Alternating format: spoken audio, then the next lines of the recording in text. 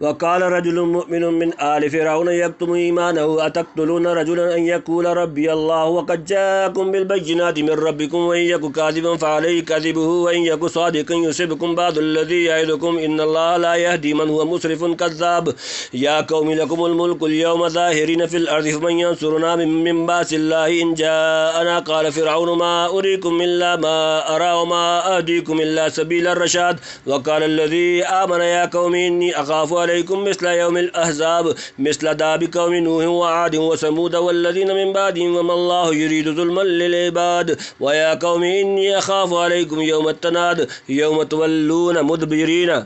ما لكم من الله من عاصم ومن يضلل الله فما له من هاد ولقد جاءكم يوسف من قبل بالبينات فما زلتم في شك مما جاءكم به حتى إذا هلك قلتم لن يبعث الله من بعده رسولا كذلك يضل الله من هو مسرف مرتاب الذين يجادلون في آيات الله بغير سلطان أتاهم كبر مقتا عند الله وعند الذين آمنوا كذلك يتبع الله على كل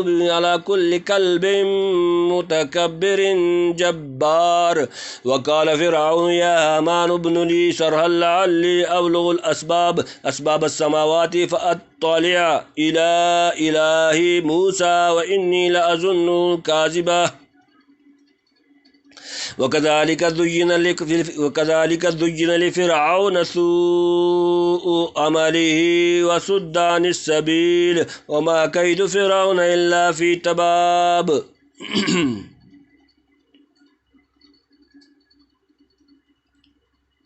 وقال رجل مؤمن من آل فرعون يكتم إيمانه أتقتلون رجلا أن يقول ربي الله وقد جاءكم بالبينات من ربكم وإن يك كاذبا فعليه كذبه وإن يك صادقا يصبكم بعض الذي يعدكم إن الله لا يهدي من هو مسرف كذاب وقال اور کہا رجل مؤمن ایک مرد مومن من سے آل فرعون کے لوگ یکتم وہ چھپائے ہوئے تھا ایمان اتقتلون کیا تم قتل کرتے ہو رجل ایک آدمی ان یقولا کہ وہ کہتا ہے ربی اللہ میرا رب اللہ وقد جاءکم و تمہارے پاس آیا ہے بالبینات کھولی نشانیوں کے ساتھ من ربکم تمہارے رب کی طرف سے وَإِن یکو اور اگر ہے کاذباً جھوٹا فعلیہ تو اس پر کذبہ اس کا جھوٹ وَإِن یکو اور اگر ہے صادقاً سچا یصبکم تمہیں پہنچے گا بعد کچھ الذی وہ جو یعدکم تم سے وعدہ کرتا ہے ان اللہ بے شک اللہ لا یہدی ہدایت نہیں دیتا من جو ہوا وہ ہو مسرف حد سے گزرنے والا کذاب جھوٹا اور بولا ایک مرد ایماندار فرعون کے لوگوں میں جو چھپاتا تھا اپنا ایمان کیا مار ڈالتے ہو ایک مرد کو اس بات پر کہ کہتا ہے میرا رب اللہ ہے اور لایا تمہارے پاس کھلی نشانیاں تمہارے رب کی اور اگر وہ جھوٹا ہوگا تو اس پر پڑے گا اس کا جھوٹ اور اگر وہ سچا ہوگا تو تم پر پڑے گا کوئی نہ کوئی وعدہ جو تم سے کرتا ہے بے شک اللہ راہ نہیں دیتا اس کو جو ہو بے لحاظ جھوٹا یعنی ایک مرد مومن جس نے فرعون اور اس کی قوم سے اپنا ایمان ابھی تک مخفی رکھا تھا ضرونی اقتل موسیٰ کے جواب میں بول اٹھا کیا تم ایک شخص کا حق خون کرنا چاہتے ہو اس بات پر کہ وہ صرف ایک اللہ کو اپنا رب کیوں کہتا ہے حالانکہ وہ اپنے دعوے کی صداقت کے کھلے نشان تم کو دکھلا چکا اور اس کے قتل کی تم کو کچھ ضرورت بھی نہیں بلکہ ممکن ہے تمہارے لیے مضر ہو فرض کرو وہ اپنے دعوے میں جھوٹا ثابت ہوا تو اتنے بڑے جھوٹ پر ضرور اللہ اس کو ہلاک یا رسوا کر کے چھوڑے گا خدا کی عادت نہیں کہ وہ ایسے کاذب کو برابر پھولنے پھلنے دے دنیا کو التباس سے بچانے کے لیے یقیناً ایک روز اس کی کلی کھول دی جائے گی ایسے حالات بروکار آئیں گے کہ دنیا اعلانیہ اس کی رسوائی و ناکامی اور کذب و دروغ کا تماشا دیکھ لے گی اور تم کو خواہی نہ خواہی اس کے خون میں ہاتھ رکھنے کی ضرورت نہ رہے گی اور اگر واقعہ وہ سچائی پر ہے تو دنیا و آخرت کے جس عذاب سے وہ اپنے مکذبین کو ڈراتا ہے یقیناً اس کا کچھ نہ کچھ حصہ تم کو ضرور پہنچ کر رہے گا لہذا پہلی شک پر اس کے قتل میں جلدی کرنے کی ضرورت نہیں اور دوسری شک پر اس کا قتل کرنا سراسر موجب نقصان و خسران ہے حضرت شاہ صاحب لکھتے ہیں یعنی اگر جھوٹا ہے تو جس پر جھوٹ بولتا ہے وہی سزا دے رہے گا اور شاید سچا ہو تو اپنی فکر کرو تنبیہ یہ تقریر صورت میں ہے جب کسی مفتری کا کذب صریحاً ظاہر نہ ہوا ہو اور اگر مدعی نبوت کا کذب و افتراء دلائل و براہین سے روشن ہو جائے تو بلا شبہ واجب القتل ہے اس زمانے میں جب کہ پیغمبر عربی صلی اللہ علیہ وآلہ وسلم کا خاتم النبیین ہونا کیا خاتم النبیین ہونا دلائل قطعیہ سے ثابت ہو چکا۔ اگر کوئی شخص مدعی نبوت بن کر کھڑا ہوگا تو چونکہ اس کا یہ دعویٰ ایک قطعی الثبوت عقیدے کی تکذیب کرتا ہے، لہذا اس کے متعلق کسی قسم کے تأمل و تردد اور امہال و انتظار کی گنجائش نہ ہوگی۔ یعنی موسیٰ اگر بالفعل جھوٹا ہوتا تو ہرگز اس کا اللہ راہ نہ دیتا کہ وہ برابر ایسے ایسے معجزات دکھاتا رہے اور کامیابی میں ترقی کرتا چلا جائے۔ اور اگر تم جھوٹے ہو کہ ایک سچے کو جھوٹا بتلا رہے ہو تو انجام کار اللہ تعالیٰ تم کو ذلیل و ناکام کرے گا۔ یا قوم لکم الملک اليوم ظاہرین فی الارض فمن ینصرنا من باس اللہ ان جاءنا قال فرعون ما اریکم الا ما ارا وما اہدیکم الا سبیل الرشاد۔ یا قومی اے میری قوم لکم تمہارے لیے الملک بادشاہت اليوم آج ظاہرین غالب فی الارض زمین میں، فمن تو کون، ینصرنا ہماری مدد کرے گا، من باس اللہ اللہ کے عذاب سے، ان جاءنا اگر وہ آ جائے ہم پر، کالا کہا فرعون نے، ما اریکم نہیں میں دکھاتا رائے دیتا تمہیں، الا ما مگر جو راہ میں دیکھتا ہوں، وما اور نہیں اہدیکم راہ دکھاتا تمہیں، الا سبیلا مگر راہ الرشاد بھلائی۔ اے میری قوم آج تمہارا راج ہے، چڑھ رہے ہو ملک میں، پھر کون مدد کرے گا ہماری اللہ کی آفت سے اگر آ گئی ہم پر؟ بولا فرعون میں تو وہی بات سمجھاتا ہوں تم کو جو سوجی مجھ کو، اور وہی راہ بتلاتا ہوں جس میں بھلائی ہے۔ یعنی اپنے سامانوں اور لشکروں پر مغرور مت بنو، آج تمہاری یہ شان و شکوہ ہے، لیکن کل اگر خدا کے عذاب نے آ گھیرا تو کوئی بچانے والا نہ ملے گا، یہ سب ساز و سامان یوں ہی رکھے رہ جائیں گے۔ یعنی تمہاری تقریر سے میرے خیالات تبدیل نہیں ہوئے، جو کچھ میری نزدیک مسئلے تھے وہی تم کو سجا رہا ہوں۔ میرے خیال میں بہتری کا راستہ یہی ہے کہ اس شخص کا قصہ پہلے ہی قدم پر ختم کر دیا جائے۔ وقال الذي آمن یا قوم انی اخاف علیکم مثل یوم الاحزاب۔ وقال اور کہا الذی وہ شخص جو آمن ایمان لے آئے، یا قومی آیا یا قوم اے میری قوم، انی اخاف میں ڈرتا ہوں، علیکم مثل تم پر، مانند یوم الاحزاب سب کا گروہوں کا دن۔ اور کہا اسی ایماندار نے، اس اے قوم میری میں ڈرتا ہوں کہ آئے تم پر دن اگلے فرقوں کا سا مثل داب قوم نوح وعاد وثمود والذین من بعدهم وما اللہ یرید ظلما للعباد۔ مثل داب جیسے حال قوم نوح وعاد وثمود اور عاد اور ثمود، والذین اور جو لوگ من بعدهم ان کے بعد، وما اللہ یرید اور اللہ نہیں چاہتا ظلما کوئی ظلم للعباد اپنے بندوں کے لیے، جیسے حال ہوا قوم نوح کا اور عاد اور ثمود کا اور جو لوگ ان کے پیچھے ہوئے، اور اللہ بے انصافی نہیں چاہتا بندوں پر۔ یعنی اگر تم اسی طرح تکذیب و دعوت پر جمے رہے تو سخت اندیشہ ہے کہ تم کو بھی کہیں وہی دن دیکھنا نہ پڑے جو پہلی قومیں اپنے انبیاء کا مقابلہ کر کے دیکھ چکی ہیں۔ یاد رکھو اللہ کے ہاں بے انصافی نہیں۔ اگر ایسی سخت جرائم پر تم کو یا دوسری قوموں کو اس نے تباہ کیا تو وہ عین عدل و انصاف کے تقاضے سے ہوگا۔ کون سی حکومت ہے جو اپنی سفراء کو قتل اور رسوا ہوتے دیکھتی ہے اور قاتلین اور معاندین سے انتقام نہ لے؟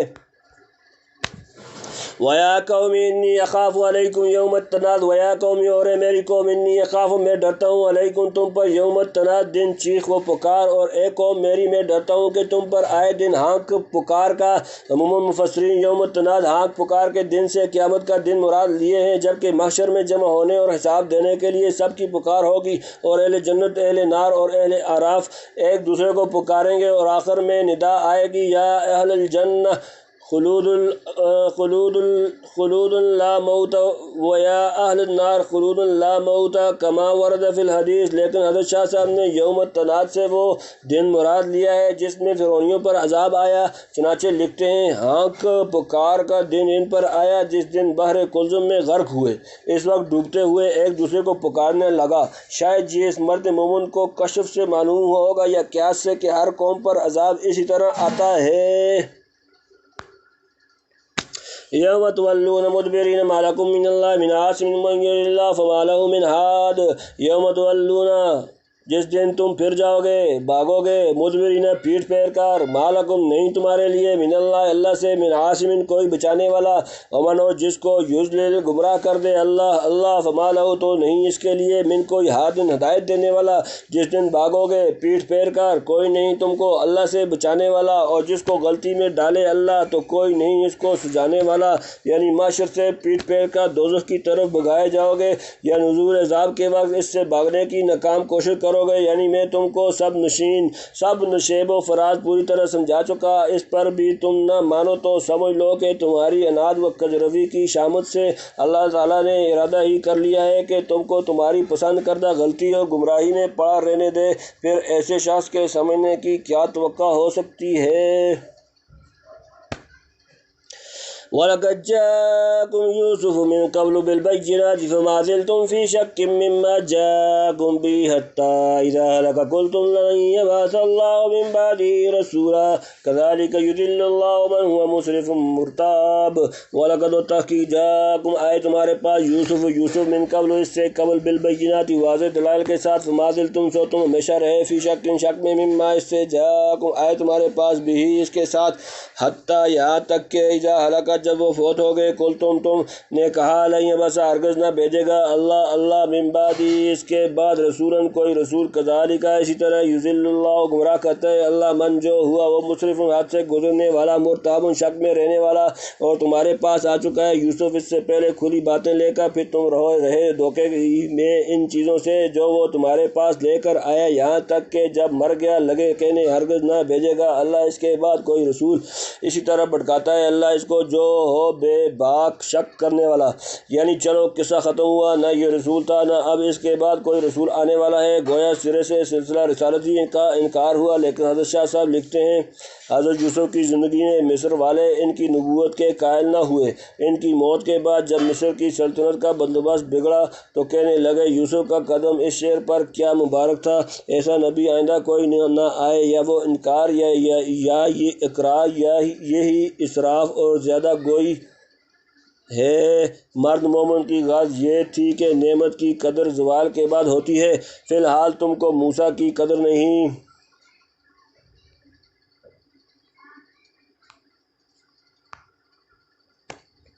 الذين يجادلون في آيات الله بغير سلطان أتاهم كبر مقتا عند الله وعند الذين آمنوا كذلك يطبع الله على كل قلب متكبر جبار۔ الذين جو لوگ یجادلون جھگڑا کرتے ہیں فی آیات اللہ اللہ کی آیتوں میں بغیر سلطان بغیر کسی دلیل، عطاہم آئی ان کے پاس کبر مقتا سخت ناپسند عند اللہ اللہ کے نزدیک، وعند اور نزدیک الذین ان لوگوں کے جو آمنوا ایمان لائے، کذالک اسی طرح یطبع اللہ مہر لگا دیتا ہے اللہ علی پر کل قلب ہر دل متکبر مغرور جبار سرکش وہ جو کہ جھگڑتے ہیں اللہ کی باتوں میں بغیر کسی سند کے، جو پہنچی ہو ان کے بڑی بیزاری ہے اللہ کے یہاں اور ایمانداروں کے یہاں، اسی طرح پر کر دیتا ہے اللہ ہر دل پر غرور والے سرکش کے، یعنی بدون حجت عقلیہ و نقلیہ کے اللہ کی باتوں میں جھگڑنے ڈالتے ہیں۔ اس سے بڑھ کر زیادتی اور بے باکی کیا ہوگی، اسی لیے اللہ اور اس کے ایماندار بندے ان لوگوں سے سخت بیزار ہیں جو سبب ہے ان کے انتہائی ملعون ہونے کا۔ جو لوگ حق کے سامنے غرور سے گردن نہ جھکائیں اور پیغمبروں کے ارشادات سن کر سر نیچے نہ کریں، آخرکار ان کے دلوں پر اللہ تعالیٰ اس طرح مہر کر دیتا ہے کہ پھر قبول حق اور نفوذ خیر کی گنجائش ہی نہیں رہتی۔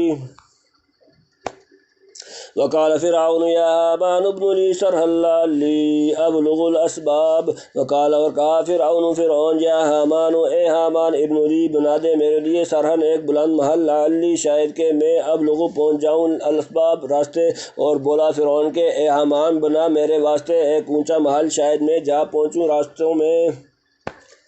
اسباب السماوات فاطلع الى الہ موسیٰ وانی لأظنہ کاذبا وکذلک زین لفرعون سوء عملہ وصد عن السبیل وما کید فرعون الا فی تباب۔ اسباب راستے السماوات اسمان، فاطلع پس جھانک لوں الہ طرف کو الہی موسیٰ کے معبود، وانی اور بے شک میں لأظنہ اسے البتہ گمان کرتا ہوں کاذبا جھوٹا، وکذلک اور اسی طرح زینا راستہ دکھائے فرعون کو سوء اولی اس کے برے اعمال وسدہ اور وہ روک دیا گیا عن سے السبیل سیدھے راستے وہاں کئی جو نہیں تدبیر فرعون اللہ مگر سے فی تباہی میں رستوں میں آسمانوں کے پھر جھانک کر دیکھوں موسیٰ کے معبود کو اور میری اٹکل میں تو وہ جھوٹا ہے اور اس طرح بھلے دکھلا دیے فرعون کو اس کے برے کام اور روک دیا گیا سیدھی راہ سے اور جو داؤ تھا فرعون کا سو تباہ ہونے کے واسطے یہ اس ملعون کی انتہائی بے شرمی اور بے باکی تھی۔ حضرت موسیٰ علیہ السلام سے شاید اللہ تعالیٰ کی صفت و علو وغیرہ کو سن کر یہ قرار دیا ہوگا کہ موسیٰ کا خدا آسمان پر رہتا ہے،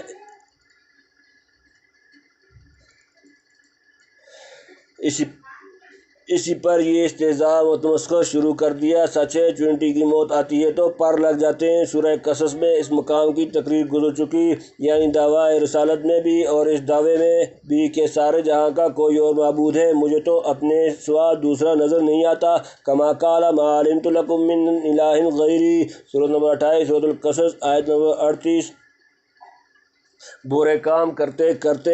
آدمی کی یوں ہی عقل مت ماری جاتی ہے اور ایسی ہی مضحکہ خیز حرکتیں کرنے لگتا ہے جس کے بعد راہ پر آنے کی کوئی صورت نہیں رہتی۔ یہی حال فرعون کا ہوا، یعنی فرعون کے جس قدر داؤ پیچ اور منصوبے یا مشورے تھے سب بے حقیقت تھے، خود اپنی ہی تباہی کے لیے موسیٰ کا کچھ بھی نہ بگاڑ سکا۔